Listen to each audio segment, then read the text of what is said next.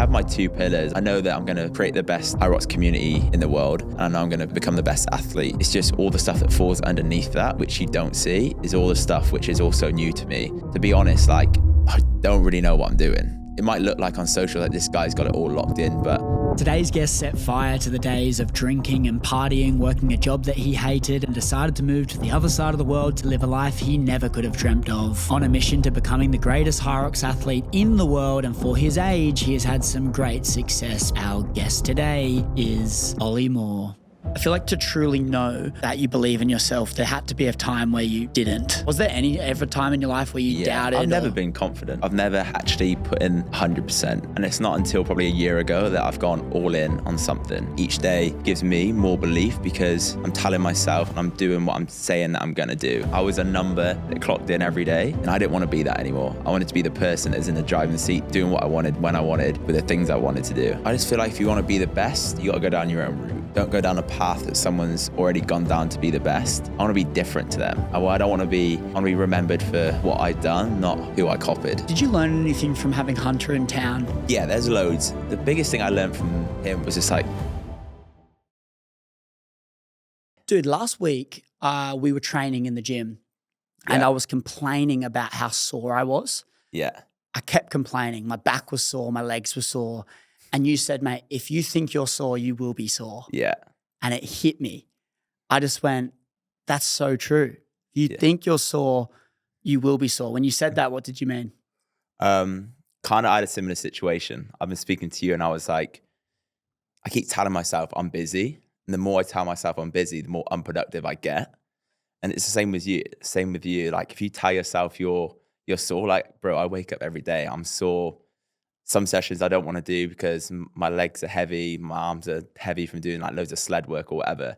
The more you tell yourself that, the more your body be like, oh yeah, bro, you're actually like breaking down a bit. Like you're fatigued, have a rest day, but you're actually probably fine. Just focus a bit more on like your recovery and stuff and you're sweet. But essentially what you tell yourself, you become. If you tell yourself you're going to be successful, you're going to do well, like you will. If you tell yourself, oh, I'm sore, you'll feel sore. So even if it is a mental thing, just tell yourself you're good all the time and you'll be good. I feel like most of the stuff is mental. That's why when I said to Hunter McIntyre at that Q&A when you were doing the interview with him at the gym, I said, how much of being a world champ is mental? And he's like, all of it. Oh, massively. And even in like my last race, there was fitter people out there than me probably, but I had the dog. Like you just got hurt. And it just comes down to that mental battle, like the sessions you put in, the work you kind of do on yourself. Like for me in the gym, outside of the gym, like the more you do hard things that you don't want to do, the better you become at doing the harder things. Yeah. So for me and you always put yourself in difficult situations, and from that you learn, you get better. And that's what all life is. Like life is always going to be difficult. It's not going to be, oh, this is easy now, you know? It's not going to get that way. If you want to strive for greatness, you got to be different. You got to put yourself in those situations. And that's what we are doing 24/7.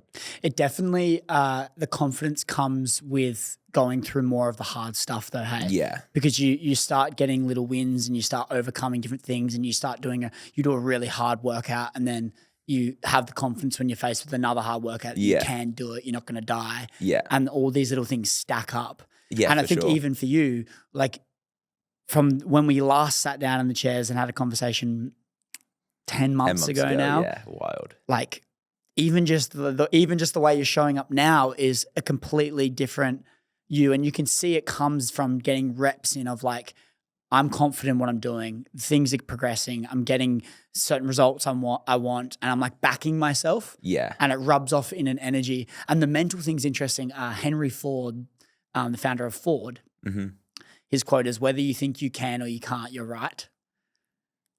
Yeah. Whether you think you can or you can't, you're right. It's like if you don't believe that you can do something, you probably can't. Yeah. But if you believe you can do something. Belief is like everything. And that's probably the biggest thing. Like I tell people, just honestly, just go all in whatever you want to do and back yourself. And with that, it might take a year, it might take 2 years, it might take 3 years, but just know from day one, as soon as you start, you will become who you're going to become because of the things you tell yourself and the way you believe. Like for me, I have so much self-belief in my ability right now and what I'm going to do and achieve that there's no negative thoughts that go in. It's all positive because I have so much belief in me right now. And that just comes down to what you said, like reps on reps on reps, doing the same shit day in, day out. It gets boring, but when you get there, it's going to be worth every bit of it. Like it just comes down to how often can you do something for the amount of time you do that. And with that, you get the reward, right? But yeah, it's not easy. Like you can quit whenever you want, or you just got to keep pushing, keep finding it. Where do you think the belief comes from? Like if for you to have like massive self-belief, like I don't know if this links together, but I think my why at the minute is so clear. And because I'm putting in the work daily, each day I get a little bit more belief. Each day I wake up, I've hit my workout. I've stacked all the habits that I've done. I've been doing them for like a year now. All those things are stacking up gradually and obviously becoming a better person by that day. And each day just gives me more belief because I'm telling myself and I'm doing what I'm saying that I'm going to do. Like nothing, I won't say something and never do it. And that just comes down to, obviously, that just creates belief for me. I think just telling myself that I'm going to do it, I get it done, no matter how I'm feeling. Like, you're tired, bro. Yeah, we all are. Get up, just do it.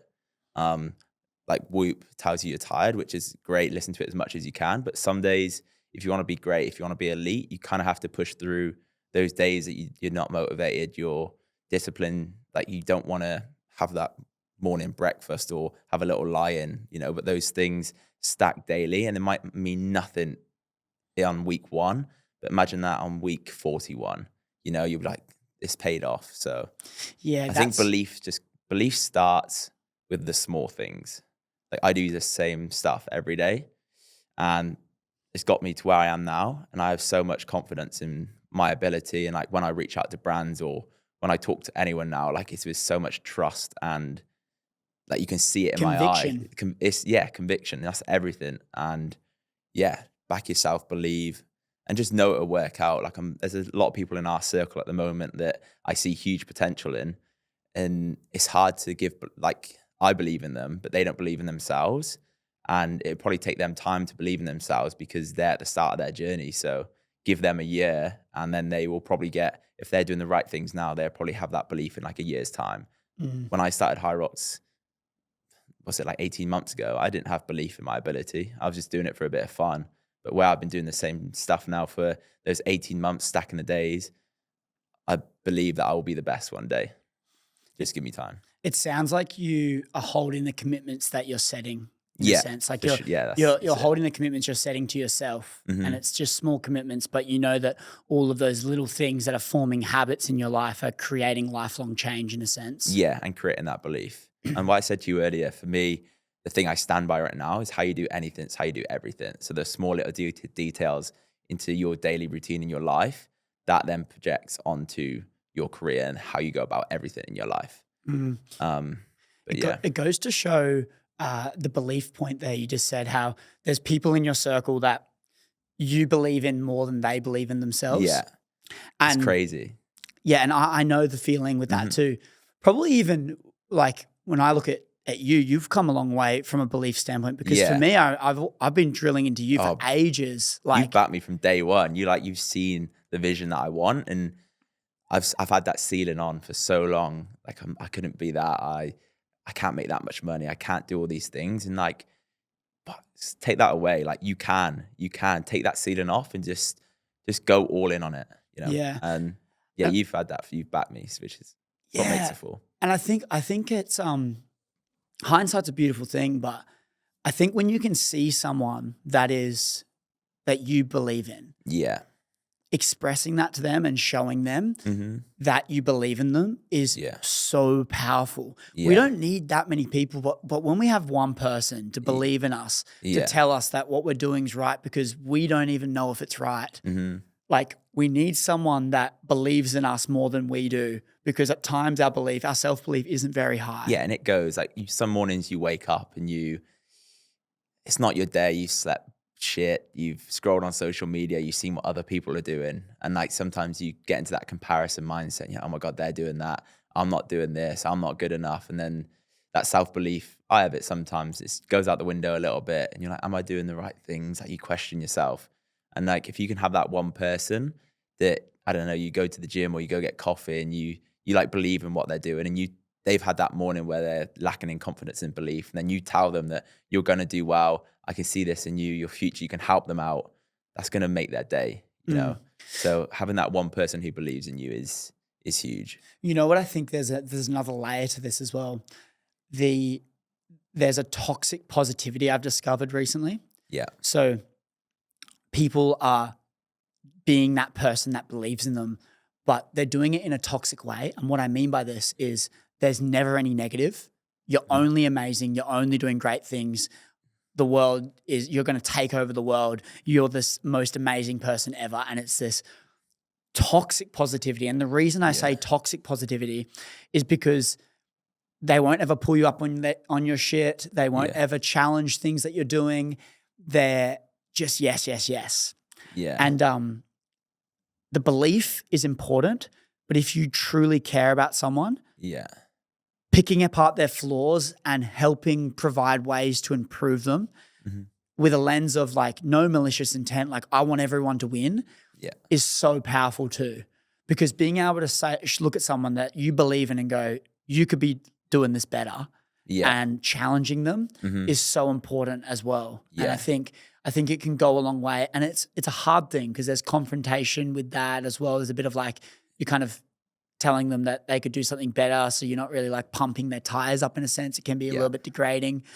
But I truly believe that it can be a superpower when you can look at someone, truly believe them, tell them that they're doing an amazing job, but also help them with ways on how they can improve. Yeah, and that's something you do with me. Like if I'm wrong or you would tell me the honest truth. And that's what friendship is, right? Being there to tell them what they're not as good at, what they could improve on, and also what they're doing really well at.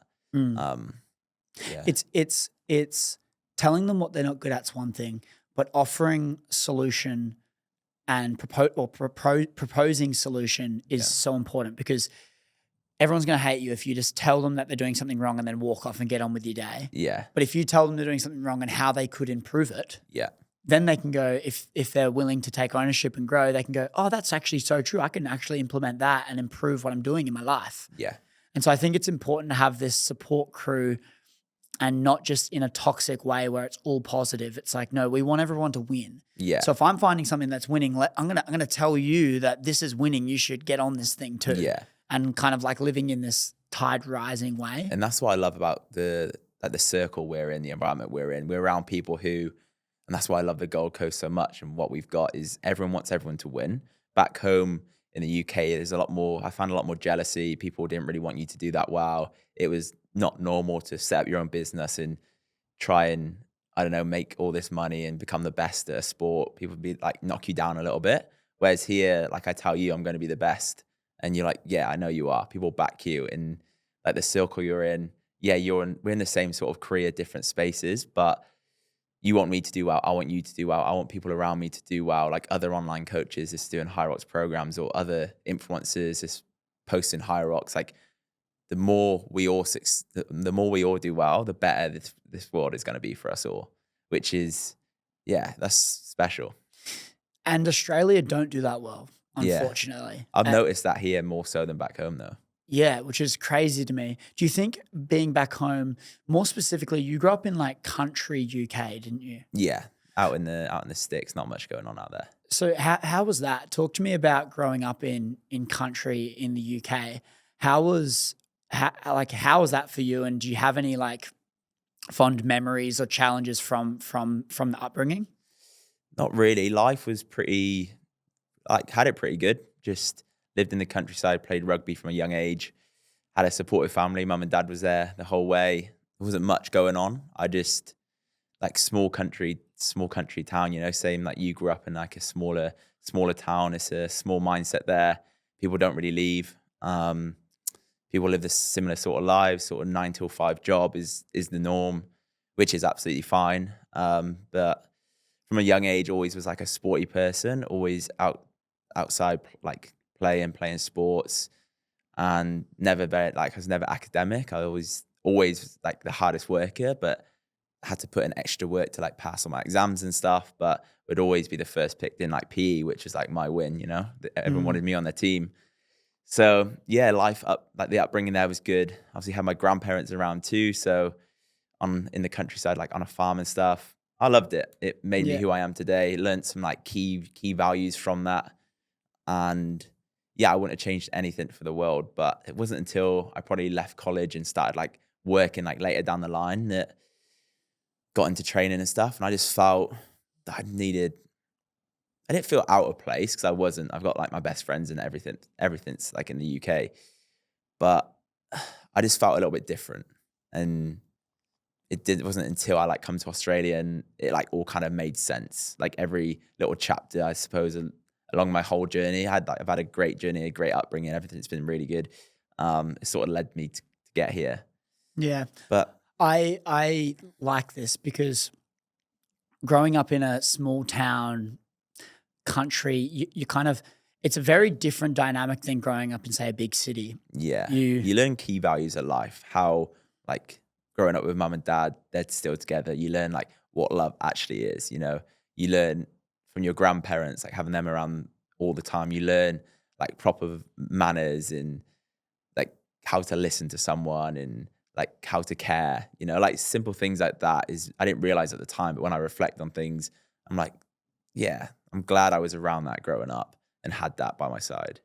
Yeah, well, I mean, stable families, it's unfortunately a lot more rare nowadays than what it is. Just before, like at the start of the conversation, we were talking about confidence and like belief in yourself. Yeah. And you're saying it's quite strong at the moment. Yeah. Was there any time in your career or life where you didn't have self-belief? Because like, we're going to pause this show for just 1 minute to talk about Switch Nutrition, which is a supplement company that have been partnered with me since the very start, and I love them. And I'm going to talk about 2 products I take every single day. One first thing in the morning and one right before I go to sleep. The Hydrate keeps me hydrated and alive, ready to attack the day, because water isn't enough to keep you hydrated. You need all the essential electrolytes like sodium, potassium, magnesium, and this has all of that in there. It also has a lot of nootropics in there to keep me focused and alive. The sleep product helps me wind down, calm the central nervous system, allowing me to get into a more deep, restful, and meaningful sleep so I can then wake up and attack the day's activities at the best of my ability. If you guys want to try out any of these products or any of Switch's amazing products, you can go to the link in the description, and that is my personal collections page with all the products from Switch that I absolutely love. And if you use code Griffin, you will get 15% off your entire order. Or you can go to the link in the description in the show notes below, or go to switchnutrition.com.au and you can use code Griffin for 15% off your entire order. I love these products and I'm sure you guys will too. They also have a money back guarantee, so there's no risk. Give it a try. You will not regret it. Let's get right back to the show. I feel like to truly know that you believe in yourself, there had to be a time where you didn't. Because or else it would just be normal. Was there any ever time in your life where you doubted? I've never been confident, I don't think. Never been confident? Not really. I think I've always had the ability, but I've never actually put in 100%. And it's not until probably a year ago that I've gone all in on something. Like I went all in on rugby, but like had a little injury, was just sugarcoated it a little bit, didn't really want it. It was like in, I was out, and just didn't really go all in on something. And I find you can't be fully confident unless you're fully backing yourself and you are 100% in on it. Like for me right now, I'm 25 now. I probably gained true confidence and belief in my ability at 24. So it's taken me all this time to figure out who I am, what I am, and how I'm going to do things. But until that, there's just so much uncertainty. I didn't know what I wanted. Like, I was in a job I didn't enjoy. I was like training, didn't really know why I was training. Like rugby, was just playing for my local club, didn't really have that much drive. There was just all these things I was just like 70% in. And it's easy to get distracted then that, we're going out on the weekend. Do you want to come? Yeah. That slows down my progress. Or like, I don't know, girls going on dates back home, things like that. Like just ruins your focus. And so like for me now, there's such a clear focus and vision on where I'm going, what I want to create, business and like a training focus that there's my belief is finally there because there's no distractions. I find before there's just so many distractions that belief just goes in and out all the time. This is fascinating. So yeah, probably a year ago I found it. Whereas before that didn't really know who I was or what I was doing. So I didn't really care that I didn't have much belief. So I didn't need it. Yeah. So this is really fascinating, this piece, because what I'm applying this to is my life going, yeah. The times where I'm most confident are the times where I have a clear focus. I know what I'm doing. I'm not getting distracted. And you're locked in. And I'm locked in. Yeah. And every other time, every time things start to slip off, so every time that I onboard another thing, shiny object syndrome, I get excited about a couple of other things and I start onboarding more things onto my plate that maybe aren't aligned with where I'm truly trying to go. Yeah. That's when I start to lose a bit more of the confidence. Mm-hmm. The self-esteem goes down a little bit. I get caught in a state of comparison a lot more. I have a lot more noise in my head.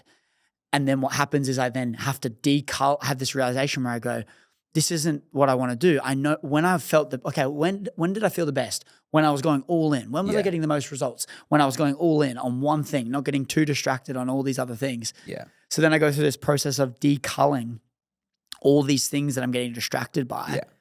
And then I start to get back on track again. And then I go, oh, fuck, I feel good. I'm firing. Getting out of bed is so much easier and all of these things. Yeah. And that's the same thing you're saying is only till 24 is when you truly felt what that was like. Yeah. Okay, I know what I'm doing. I know what I'm trying to achieve and I'm on my path, I guess. And I think I started seeing results then at 24 as well. I feel like all the groundwork from 18 or 19, how old was I? 19, 20 when I set up everything. It's taken 4 years to put in the groundwork to figure out everything to be like, comes to 24 and it all sort of falls into place. And then I'm like, yes, I back myself now. But until probably advice to people who are starting off businesses or training or whatever, like 4 years ago, my advice would be try and back yourself from the start because you'll get to where you want to be quicker. Like I've gained more traction and just everything's just improved so much more in a year because of belief than 4 years of being 70%, 60% in it. So that's interesting. This is like a side hustle or main gig sort of thing. Yeah. And it's my main gig now. Before it was a side hustle. Yep. And so asking yourself the question when you're in that phase of transition where you're going, I may be doing something that I don't want to do. Yeah. I have this side thing that I really want to do, and I eventually want this thing to be the main thing. Yeah. This is It's weighing up. Do I keep going on keeping it a side project because it's safer? Mm-hmm. It takes longer for that to become the main project because when it's a side project, you're competing against everyone else that it's their main project. Yeah. So understanding that you might be progressing, but you're not progressing as much as your competition. So you're actually falling behind and going like, it's riskier, but if you truly have the belief and the confidence in yourself, you should take the leap as soon as you can because that's when the real results will actually start to fruit because your back will be against the wall, but then also you'll have so much more time and less attention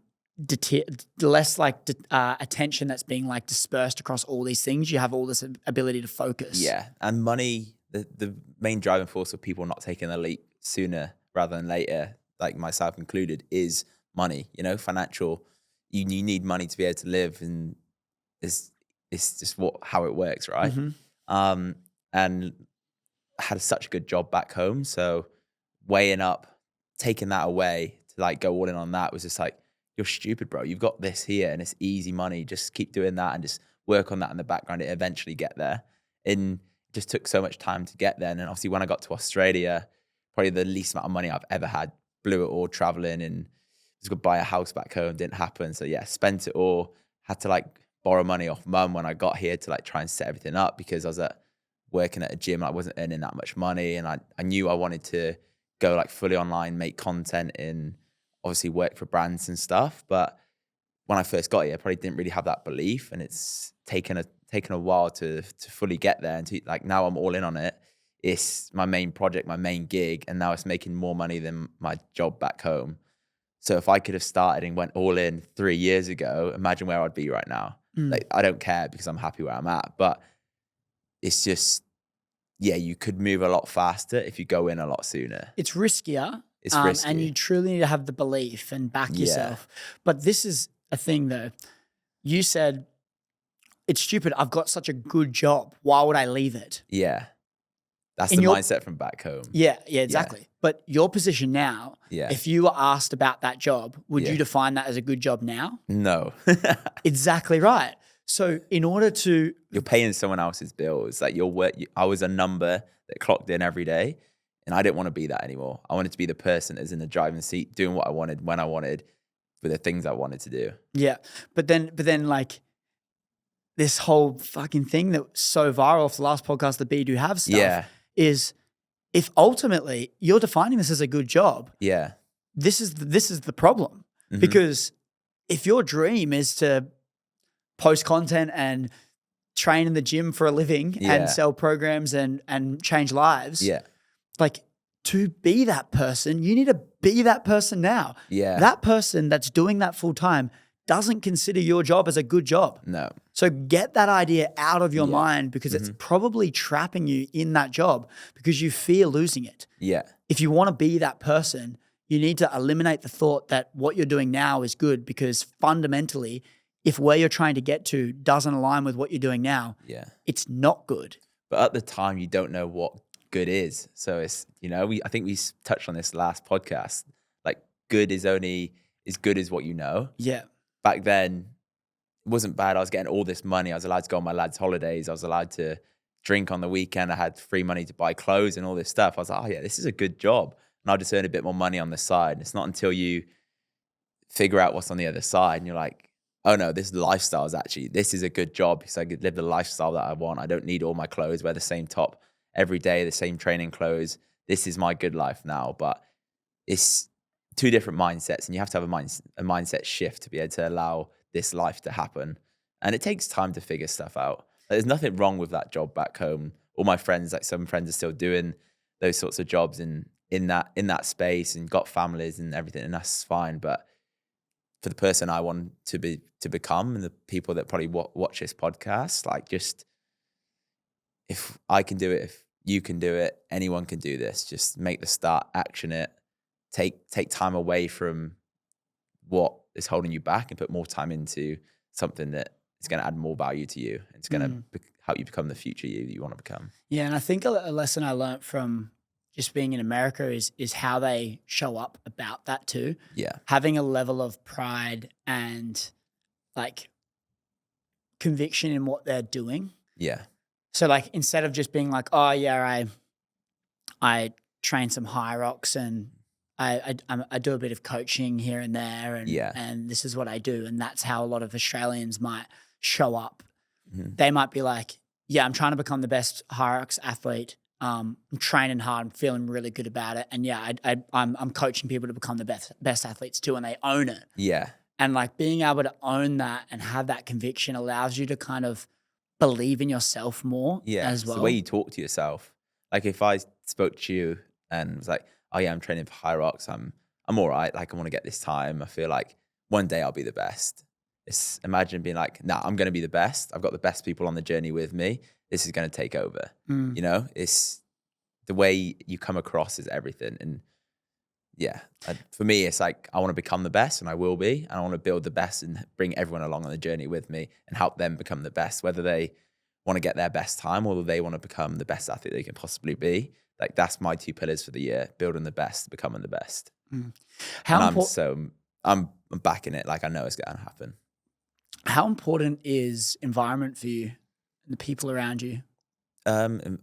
Everything. Like, I need to be around, like, I probably have different environments, and I've only recently like figured this out. Like, have an environment for people who need to push me more in the gym to become a better athlete. I have probably an environment that for people who like mentally and like challenge me in terms of like personal growth. Like, you're probably in that like in that environment, in that space. It helped me grow business point of view, friendship, values, like all things like that. And then obviously like my environment with like James Newbury and like a few of the athletes there pushed me in terms of fitness. And then I've got like the environment of like Harry and people like that who are just like my good, like really good friends. And obviously my environment for probably like warmth and just like chill and things like that, you know? So I have different environments, but they're so small and I don't want anything getting in the way of like what is around me. Like I don't need many people.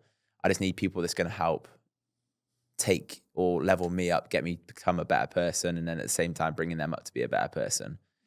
But yeah, it's a tricky one, like because I value my environment so much.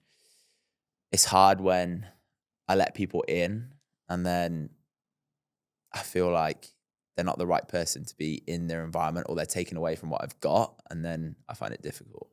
So yeah, environment's everything. You need it. You need a good one.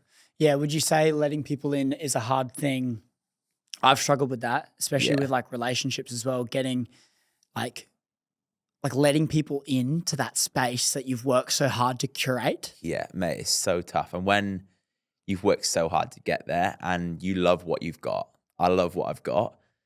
You when you come into that, you have to make it so much better. You have to improve it. Like I don't want you coming in and making it worse, because this ain't getting worse. Like it's only going to get better. Yeah. And yeah, it's hard. We probably put like a wall in front of us to try and block out people coming in. So we make it hard for people to come in. And then when they do come in, eventually they've climbed over the ladder, they're in our circle. It's like, fuck, do we want them here?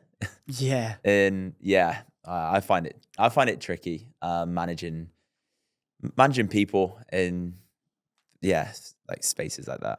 Yeah, I had a Dr. Sarah Jane. She founded this thing called Spinal Energetics. She was this guest I had on the show, and she's amazing. She does all these different modalities. She's a chiropractor. She's a psychologist. She's all this stuff, and she knew everything about my dating life and all this stuff just by like touching my chest and things. She never researched me or anything. Yeah, she was spot on. What? And one of the things she said was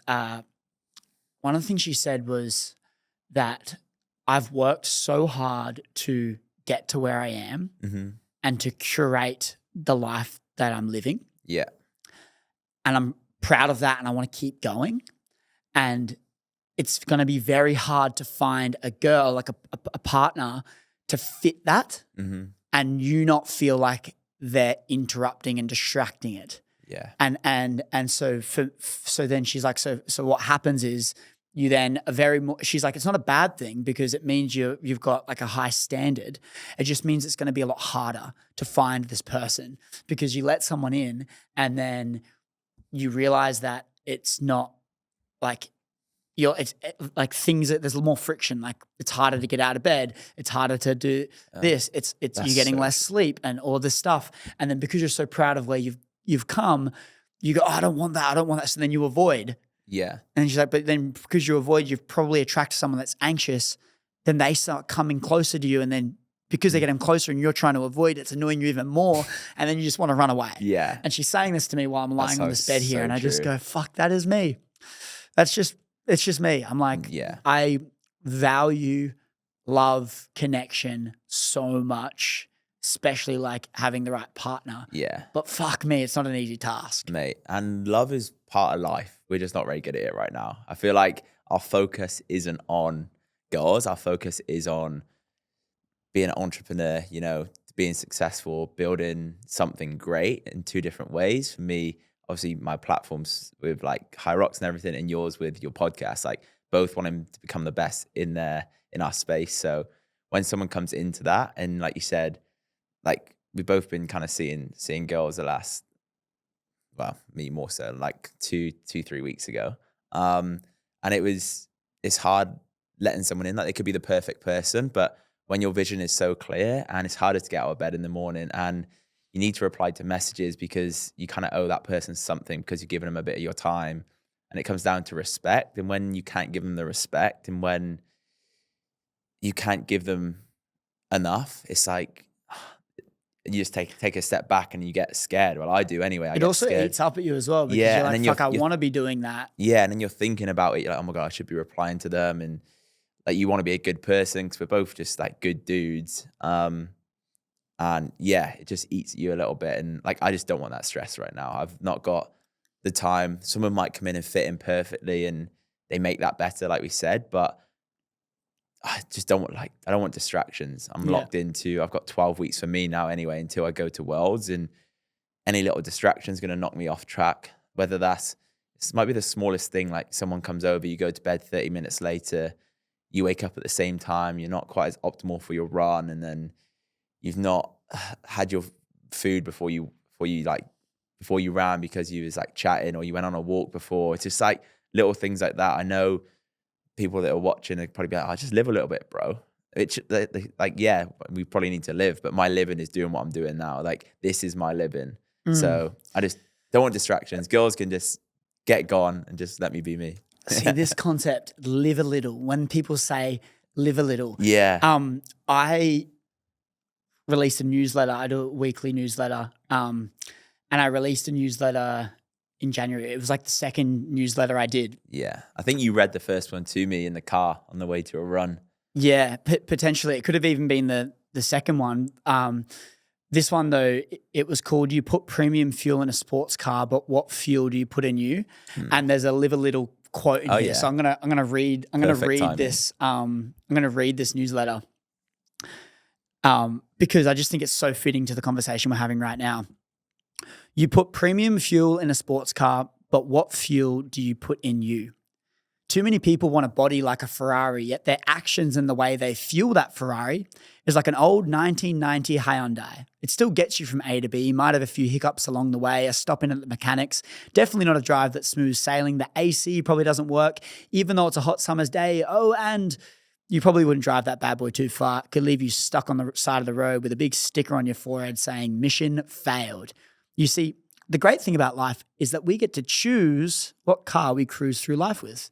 It doesn't have a $500,000 price tag attached to it like the shiny red one does in the dealership. The price tag is a little different though. It's a change in lifestyle, a way of living that makes you opt in for the steak and sweet potato instead of the cheeky burrito at the local Mexican down the road.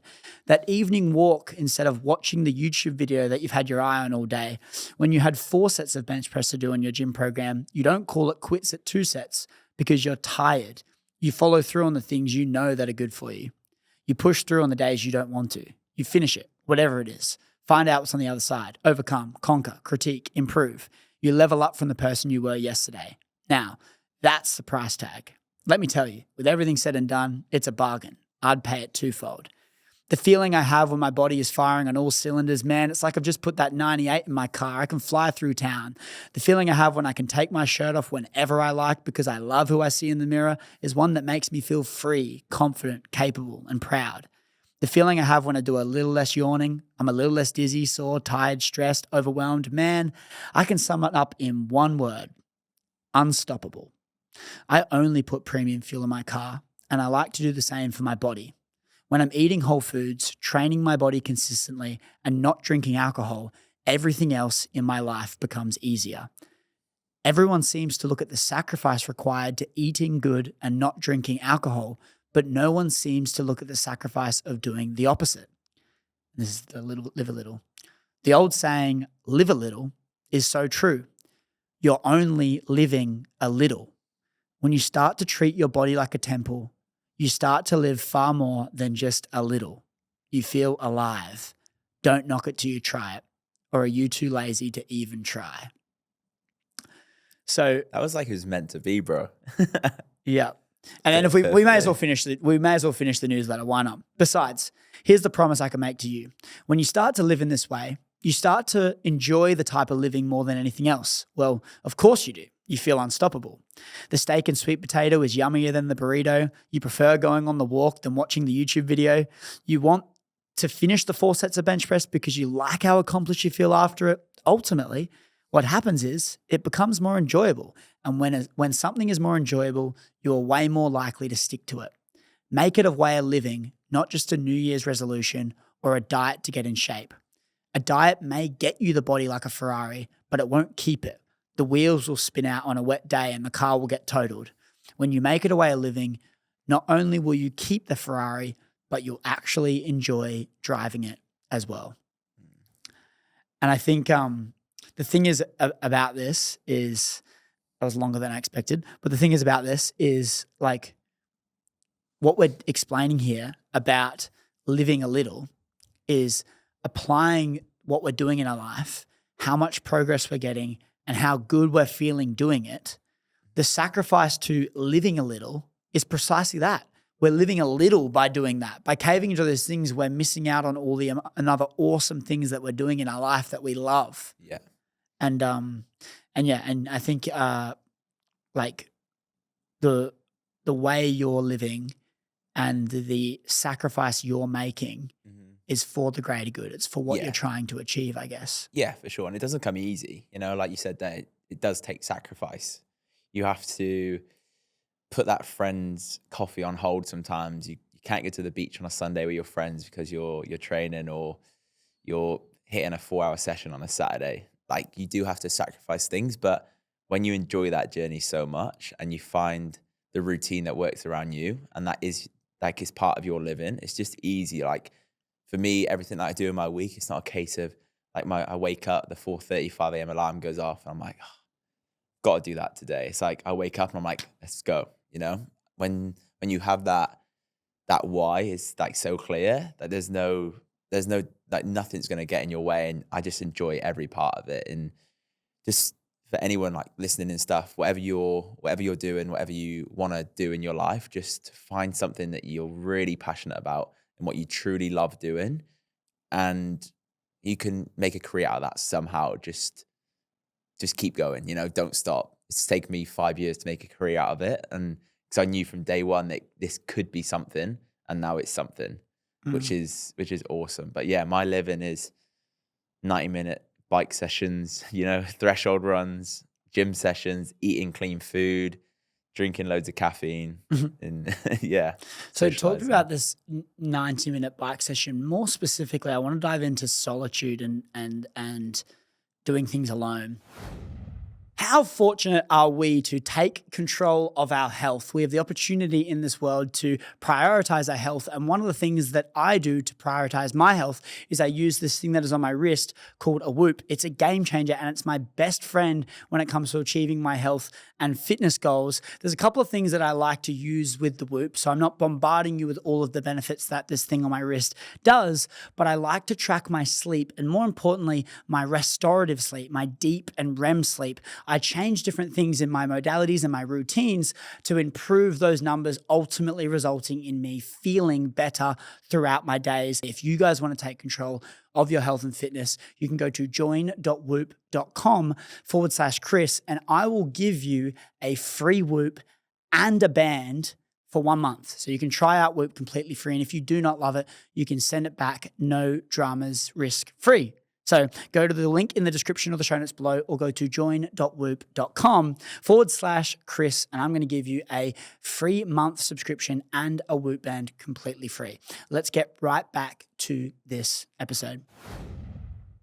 You like to do a lot of your training alone. Yeah. You said you like to do the most of it and you still like to do, you know, 1 or 2 sessions a week with people, but for the most part, you like doing your stuff alone. Why is that? Yeah. I try and, when I need a big push, I try and get someone to come who's fitter, stronger than me to push me. I'll see like train with Hunter a little bit, I'll be training with James Newbury on Thursday and he's going to he'll push me in a session. But I don't know, for me, training is kind of my therapy and I can just switch off from all the outside noise. I can switch off from the emails that I need to reply to, switch off from the programming that I need to do, all these jobs that need to get done. And for me, I've got a job to do. I'm just in the gym. I like going in there when not many people in there and I can just switch off and just hit the heart rate that I need to hit the time that I need to hit on the bike or hit the workout at the right intensity and not have to worry about any outside noise. And some people say, oh yeah, you need to train with people better than you all the time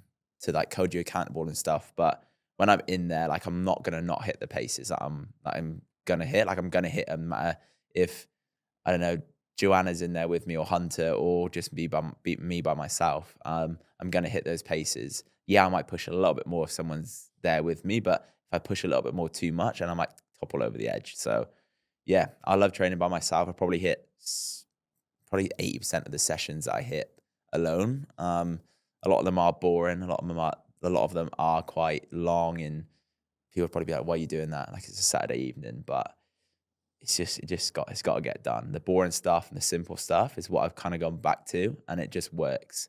Like the past 2 weeks, I've had big volume weeks, a lot of like capacity work, a lot of zone 2, which everyone talks about, but it's the bread and butter. It's what you need to do in your training. And I've probably felt the last 2 weeks, the best I've ever felt. But the 2 weeks before that, after Brisbane High Rocks, probably the worst 2 weeks I've ever felt. Just felt like run down, tired, exhausted, no motivation. But yeah, like I'm normal. I had those weeks, felt a bit like heavy, chunky, probably looked at myself in the mirror, was like, this guy is not that, I don't know. I just didn't really like myself for 2 weeks, but it's part of having like a big high, and then it was a come down essentially. And now I'm back locked in, feeling awesome again. What I'm thinking here is what's so important, what's a critical piece of this is the goal you're striving towards. So like the competition. Yeah. So like race day. Yeah. Because you're like, when you're at Saturday afternoon, Saturday night, it's dark and you're in this gym alone and no music. No music. Lights. I love that. You're literally peeled up a bike in the middle of the gym, no lights, no music, no distractions, just 90 minutes of you on a bike. Mm-hmm. Like, if you didn't have a goal, you weren't striving towards a time or a competition. Yeah. Surely you wouldn't be doing that, or it would be a lot harder. Like it'd be harder, yeah, because like, why would you need to do that? Why are you doing just go home, watch Netflix, bro? Like, yeah.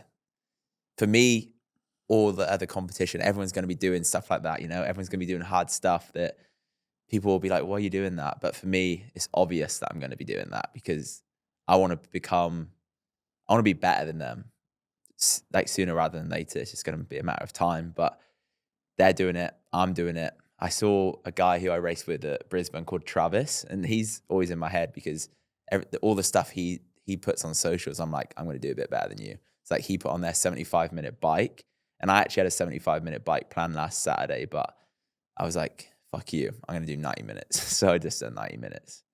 So, going back to that, I never really compare on socials, but when I see something, I want to do a bit more. Like on our run this morning, that last 1 minute effort, like you sprinted off, I was like, you're not beating me.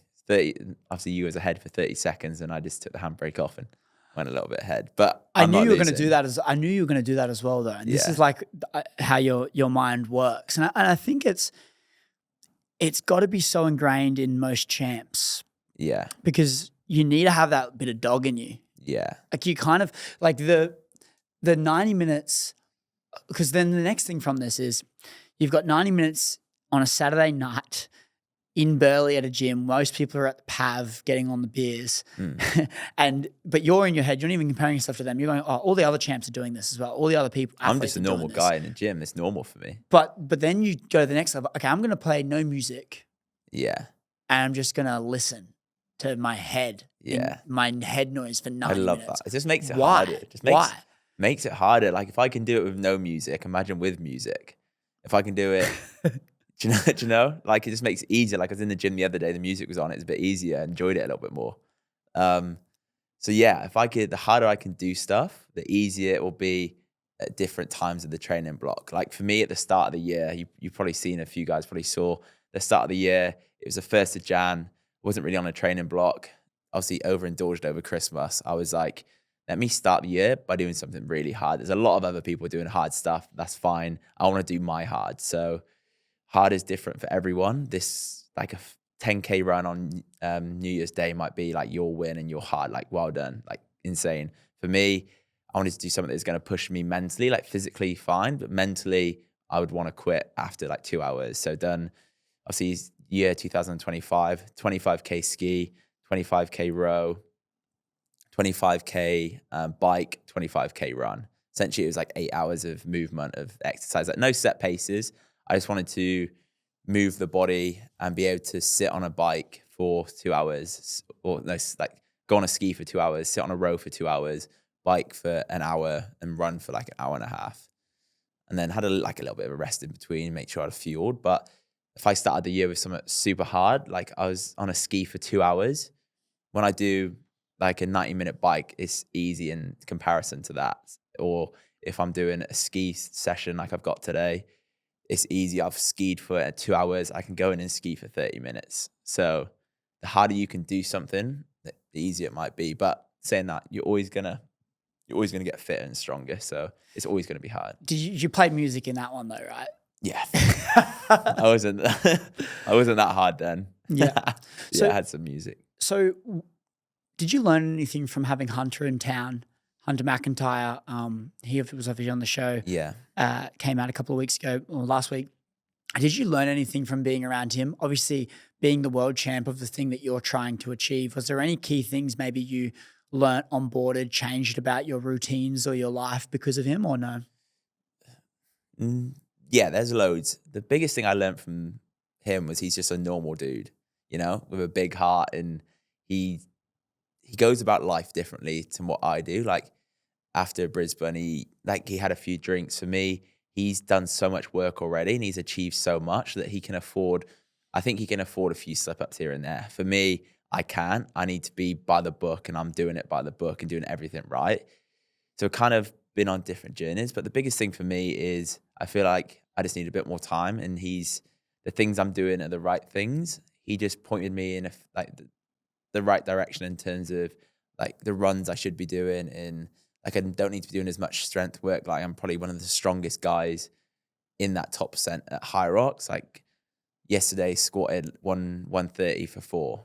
Hunter's not squatting that much. So let me look at the stats. I don't need to be squatting as strong. That I can afford to sacrifice to be able to push more on my runs. So my focus and what he said to me is like, get that 10K time down and just improve your running and just run, get the volume in, obviously without getting injured. But he has such like to the point mindset, he keeps things simple. He puts in the work, and it was just nice having his energy around, and like I've looked up to him for a while.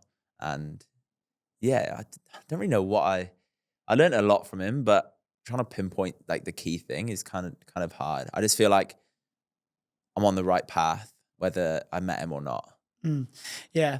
I was more, what's an interesting takeaway there is he's just a normal guy. Yeah. We can pedestal people at times. Yeah, it's so easy. And then like you think he's, oh my God, it's Hunter, he's in town, but he's just a guy who likes slush puppies and walks around having a fishbowl by himself. Like he's a character, and yeah, he's just very good at what he does. And he's a lot older than me, and coming from different sports is obviously the biggest thing. Like he's come from more of an endurance sport, which a lot of the better guys in High Rocks have come from. I'm coming from more of a power explosive sport of like rugby union. So trying to transition and get faster is going to take more time for me, but I'll get there. I think it's a cool lesson from authenticity of him just not giving a fuck. He's just in complete self wherever he goes, and I love that. And that's what I want. Like I am anyway, but just be and do you, and just do that 24/7. And that's what he is. Like you see him in the gym, you see him out on the streets, you see him for a coffee, he's the same person. Yeah, yeah. And he's a good friend now. Yeah, and I think it's a really cool lesson to kind of make everything equal in our life. Like try and remove everything from pedestals. Yeah. Like kind of, it probably comes with confidence as well. Like the more confident we get, the easier we like kind of not pedestal things. Because when we're confident in ourselves and what we're doing, we can kind of like appreciate what someone's doing, but not like take anything as gospel, not like kind of pedestal these people. We can just do our thing and stay in our lane. And I think you do a really good job at staying in your lane in a sense. That's my biggest running thing. your own race, doing your thing, and just playing your game. Yeah. And you do such a good job at it. You kind of go like say no to other things very easily. Like, no, I'm doing this. This is my thing. Yeah. Where do you think that stemmed from, and why do you want to live like that? I just feel like if you want to be the best, you got to go down your own route. Don't go down a path that someone's already gone down to be the best. Go down, create your own path, get your shovel out, keep digging, keep like changing directions as you go. But obviously I use these guys as like motivation, like Hunter, James Kelly, all these guys, but I want to be different to them. I don't want to be, I want to be remembered for what I've done, not who I copied.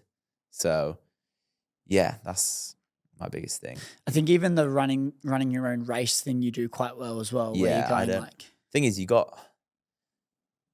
know your ability. And when I go into a race, let's be honest, like I'm not as quick as some of the guys out there. It's just, it takes time to get faster, and that's why I'm putting in the reps now. So when I'm lined up at that start tunnel, like people are like, "Oh, you're not nervous. You put your time on Insta. You've got all these people like watching." I'm like, "No, I know that I'm going to get this time. I know I've put in the work. I'm not racing anyone, and I know who my competition are, who they are in the race. So I'm just going to race my own race, just have a little push against them. Like if I'm racing Hunter, he's obviously going to be out in front. James obviously going to be out in front. There's going to be people that's faster than me, but I know my strengths and I work towards them. I know my weaknesses. I'm working on them in the gym. So like for example, in the Brisbane High Rocks, I was in like the main heat. Obviously Hunter went out straight away. Chris Woolley went out. There was a few others leading the pack. There's like 3 or 4 at the front. And then there was a second pack in behind. It was me, a guy called Bay. There was Travis. And then Ricky Gerard, who's like CrossFit Games athlete, which is wild that I'm racing with him. It was us 4. And we was all sort of in the same pack. But I knew my strengths. I knew what I was good at. I knew that Bay and Travis are going to be faster than me at the runs. But then I knew I was going to be strong at them at the movements. Like, for example, I'm like 45, 50 seconds behind Hunter on all the movements overall. But then when it comes down to running, I'm like 4.5 minutes behind him. So it just goes to show that I need to get faster, right? So yeah, going back to that, like that race in Brisbane, I knew what I needed to do. I knew the paces I need to hold. I knew if I went too hot where I'd crash, and I just stuck to the game plan. And then once it gets to the back end of the race, I feel really good. Once I get past like the row, I'm like, sweet, heart rate's coming down. I can maintain a good pace then. And I just stick to my plan. And then wall balls, short, powerful legs. I can make it time on the wall balls, and like took over 4 people. Just goes to show us a race, and you got to be in it from the start to the end. And I know I can be in it the whole race. So if I race someone from the start, Hunter, I'll die at halfway. So it just comes down to experience. Yeah, but I guess just like that, playing your own race in a sense, because I'm always in my own world. Whatever I do, I'm just got this bubble around me. I know the work I need to do. I know who I am. I know what I'm doing, and I just stick at that. Like I don't really want my eyes. I got blinkers on. Essentially, I'm just dialed. Yeah. And on this friends piece, you mentioned you've got a few different groups for different things. Yeah. You said something to me last week. You said, I need to do a better job with my friends. Yeah. What do you mean by that? And why do you feel like you need to do that? Going back to what we said at the start about like always being busy and telling myself that I'm always busy. I feel like with that, I kind of tell myself I'm busy, so I can't call my friends, or I can't just pick up the phone and be like, hey bro, how are you? Or I can't send that message because I've got emails to reply to. I've got training I need to do. I've got programs I need to write. Got this thing I need to build. It's just, I put off prioritizing friends, and that's big. Like it was my friend's birthday a couple of days ago from back in the UK, and I was busy, completely forgot to wish him happy birthday. And I'm like, bro, you're a better person than that. Like just pick up the phone, give him a call. So that's one thing that I need to improve on, trying to work on, is giving more time to people closer to me. Yeah, last night actually I called my best friend from back home and told him that I'm going to be coming home in August for like a cool event. So it was nice to catch up with him then, but it'd be nice to pick up the phone and call him without having to tell him something.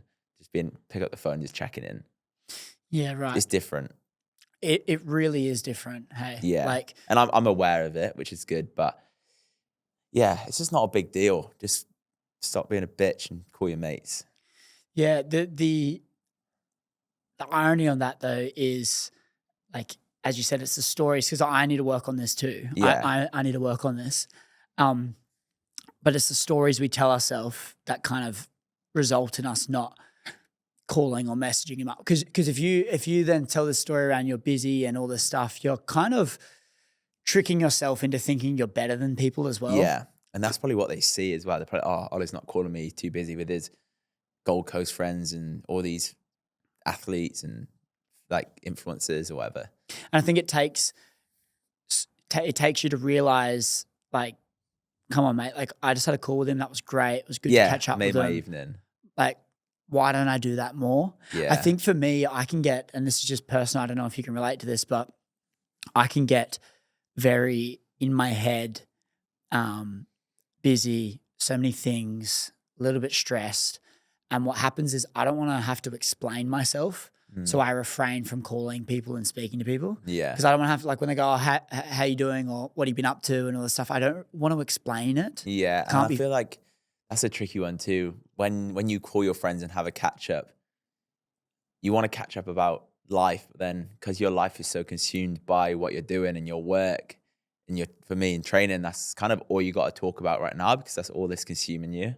So then when I call my friend, it's hard to chat about stuff that you used to relate to, because you're kind of going through a different phase of life. Does that make sense? Yeah. So when you're trying to talk about, what happened on the weekend, which is like cool bro chat, it's harder because you're not talking about bro chat anymore, because you're talking about, I don't know. Different phase. Yeah. So it's a tricky one. It's good and bad and everything. I think navigating friends has been one of my biggest challenges. Friends and girls. Friends and girls. Navigating girls is a interesting one. Yeah. I Both think not good at it. I would challenge that though. Yeah. Because hey, it is Monday morning, and you know what that means. It means I just received my Papa Macros delivery for the week, and Papa Macros has been an absolute game changer, and let me tell you why. I've just increased this show to 2 episodes every single week. So to put into context, we're releasing a cinema production with a new guest every 3 days, and I'm still training every single day and striving towards marathons and high rocks prep. So to stay on top of my health and fitness whilst fitting in this busy schedule that I have, Papa Macros has been a game changer for me, because it's allowing me to have nutritious, delicious, and more importantly, convenient meals at my doorstep every week, so I can stay on top of my health and also achieve all the goals that I'm striving towards. If you guys are time poor or you want to get on top of your health and fitness, Papa Macros is going to be a game changer for you as well. So you can go to the link in the description or the show notes below, or go to papamacros.com.au, and you can use code Chris Griffin and you'll get 10% off for life on any Papa Macros order that you make. Once again, go to link in the description below and use code Chris Griffin for 10% off your entire order. Stay on top of your health and use Papa Macros today. Let's get right back to the show. Tying back into that relationship topic of how I was saying before about what Dr. Sarah Jane said to me around how I'm so proud of how far I've come in my path I'm on, that it's very hard to let someone in. Yeah. The problem with that is that when you are prioritizing your path and what you're trying to do, people see that and people are attracted to that.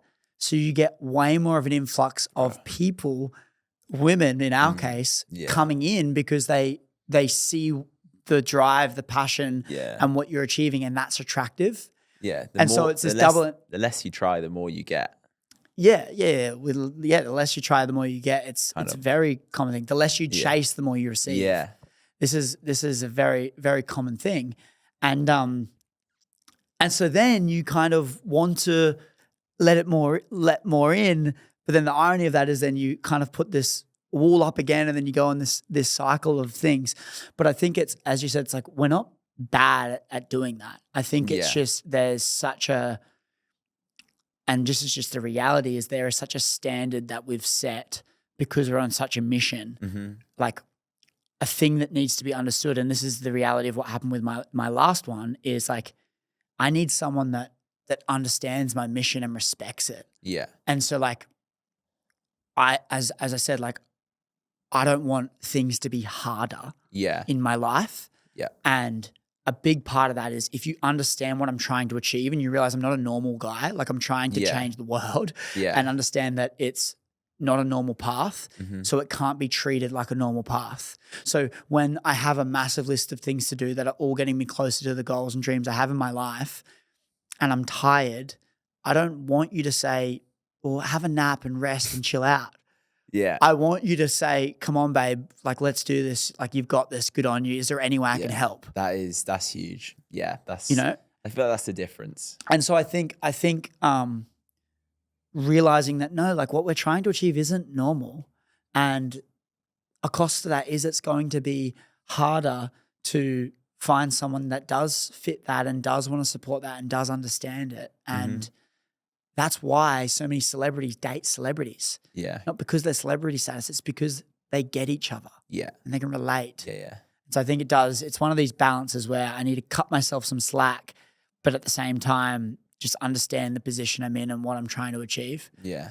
Would you say there's any big challenges in your life right now? Like obviously you've got your training you're doing. I mean, you've got navigating relationships and finding time for everything. But is there anything that's been challenging you in your life, would you say? Biggest challenge. There's definitely a lot of challenges going on right now. I feel like for me, change is my biggest challenge. What do you mean? In the last there's probably since the start of the year, a lot more opportunities is coming my way, which I don't really know how to deal with.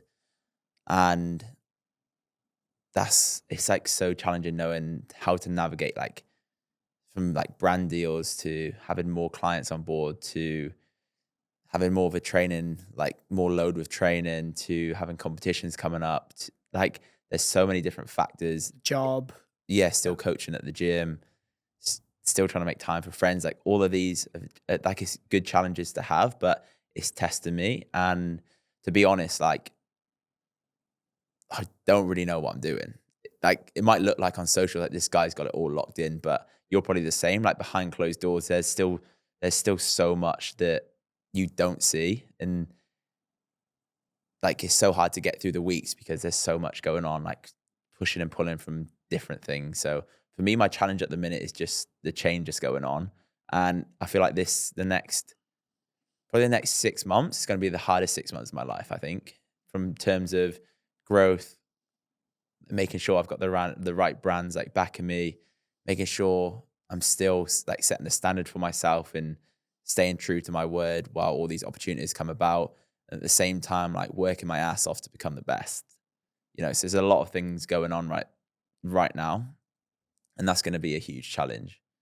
But I'm excited for it. Like I'm not moaning at all. Like I'll get them done, but I don't really know what I'm doing, but I'll get them done. When you say you don't know what's going on, like you don't know what you're doing, like what do you like mean I know by that? I have my 2 pillars. I know that I'm going to create the best High Rocks community in the world, and I know I'm going to create the best, like become the best athlete. I don't know how long it's going to take, but it will get there.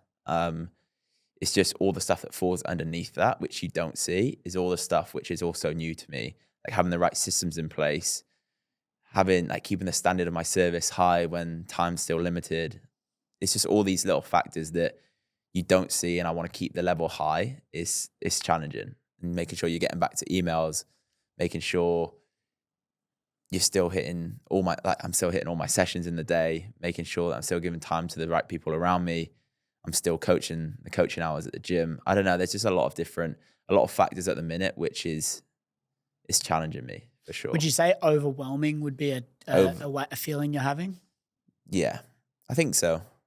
Overwhelmed but grateful.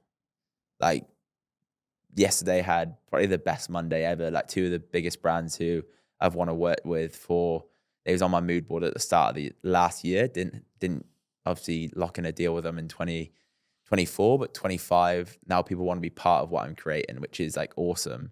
So it's like flipping the way you look at things. Like, this is so stressful because I've got these brands reaching out to me and I don't know how to deal with it. Whereas you should be, imagine how like having these issues are good. Like having these issues are good. I don't know how I'm going to negotiate the deals, but it's good that I've got this problem to have. Yeah. And like young Ollie wouldn't even, like Ollie from 2 years ago would never have thought I'd be able to have these brands like falling in my name, which is awesome. Like it's crazy the opportunities which are happening at the minute.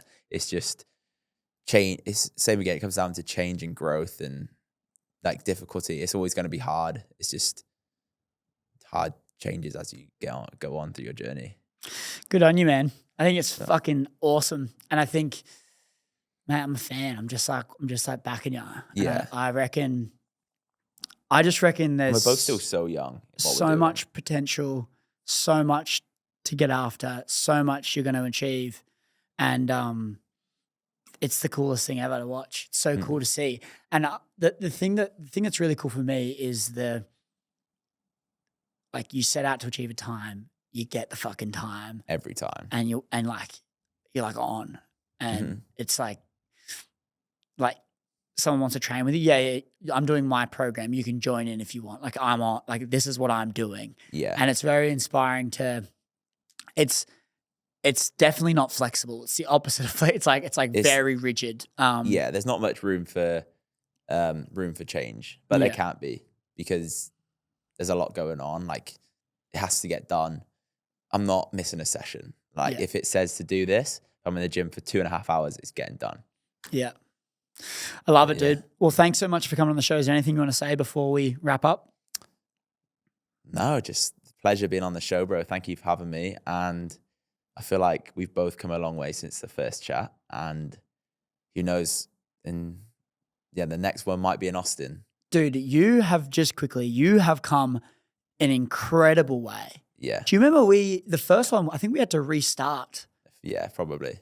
Yeah. And like, mate, it's so cool to see. Let's fucking go. Let's fucking go. I'm taking over. I'm G'd up with this. I'm going to leave all of Ollie's details in the show notes in the description below so you can go and check him out. I use Ollie's programming for all of my Hyrox times. We got 56 minutes in the open time with doubles and 59 minutes with the pro time. This is all this man. He's the man behind all the madness. So go and check him out. If you're looking at training Hyrox or any hybrid style of training, he's your go-to guy for a coach. I appreciate you guys. And if you've made it to the end, screenshot this and tag us in your Instagram stories. I'll leave Ollie's Instagram as well so you can tag both of us. Let us know that you've made it to the end and we will show our appreciation and gratitude towards you guys for tuning in. So if you made it this far into the podcast, I appreciate you guys so much. And leave us a 5-star review on Spotify or Apple because it'll help the show grow and it helps us keep getting awesome guests on the show. It really does. And honestly, for the amount of listeners that we get, there's not a lot of reviews. So keep giving us 5-star reviews. It goes a lot longer than you actually think. So we're going to sign out for this episode, but I'll see you guys very, very soon. Thank you so much, Ollie. Appreciate your time. Thank you. See you later. Bye-bye.